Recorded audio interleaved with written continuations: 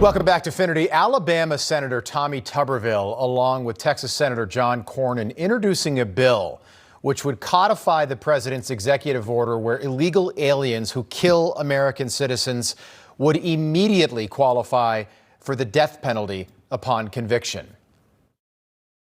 No American family should ever have to bury a loved one because of a woke politician here in Washington, D.C.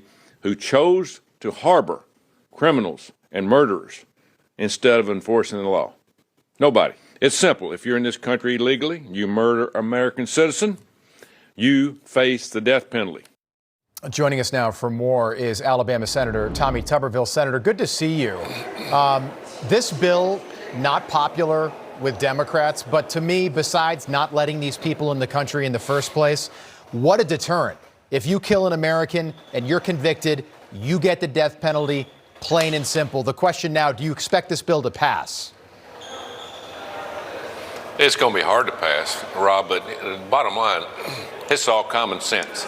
You know, Joe Biden and the Democrats let in 10, 15, 20 million people that shouldn't be here. And the number one thing is now they feel like they can do pretty much anything. You know, they're involved in protests, rapes, they're even on Medicare, Medicaid, Social Security. But when you kill an American citizen, like what happened to Laken Riley, we got huge problems. And you got the Democrats fighting back on this. It makes no sense to me. We have to threaten these people with everything we've got to make sure that they at least try to go by the law while they're here before we can get them out. I want to ask you about the president's trip to the Middle East. He's in the United Arab Emirates today, flies back this weekend. He's had, think about the last 5 days, Senator.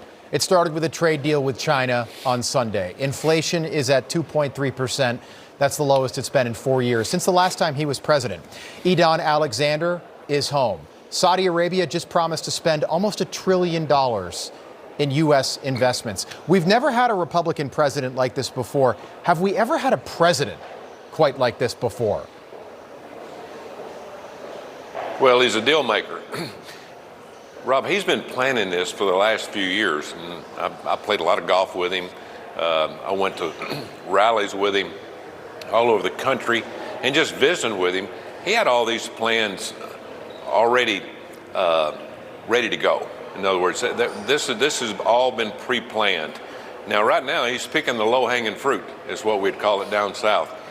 Some of the things, maybe not easy, but it's the natural thing to do. I think the tariffs are going to be the hardest, but you see the progress he just made in just a few months. He's got good people around him. He can't do this by himself. Scott Bessent, Howard Ludnick, these people behind the scenes are doing a lot of legwork. You're going to see probably 35, 40, 50 more countries that's going to fall in line just in the next few weeks. And that's going to make our economy even better. Today, every day, I'm in office here in Washington, D.C. I get calls or visits from people overseas that want to move manufacturing back to the United States. A lot of them to Alabama, Louisiana, Mississippi. That's exactly the plan President Trump has wanted to happen, and it's working. Yeah, and I bet you take every one of those calls, Senator, because that's something that was not the case over the last 4 years. Let me ask you about this big, possibly beautiful bill. Mike Johnson, whose office you're just down the hall from right now, was on the network yesterday. Have you ever seen a Republican president take on big pharma and then offer to raise taxes on the wealthiest Americans, all in the same bill? Have you ever seen a Republican do that before? Pretty remarkable. Yeah, that doesn't happen up here. And of course, President Trump is speaking, you know, not just to the rich or the poor. He's speaking to all Americans. Listen, this has got to be fair. We got to do this the right way. And he looks at it from a broad range of ideas. And again, as I told you earlier, he hadn't just been thinking about this for a few weeks or a few months. It's been several years after he was out of the office for the first time.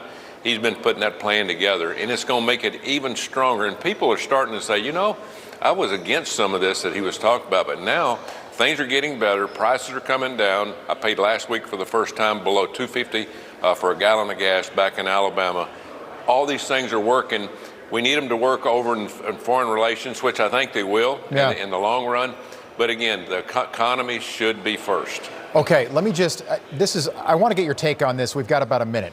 So Gavin Newsom just announced yesterday that he's cutting health care for illegal aliens in the state of California. Gavin Newsom, which to me says, all right, fine, that's the proof he's running in 2028.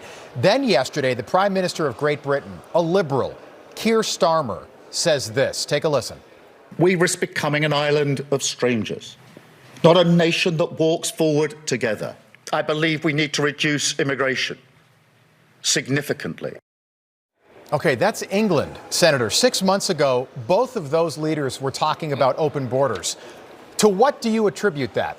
Is it Donald Trump? 100%. Day late and a dollar short.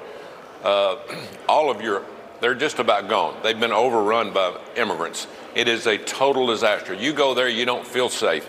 And then, of course, Gavin Newsom, he ruined California years ago. They've had more fraud than you can stir with a stick.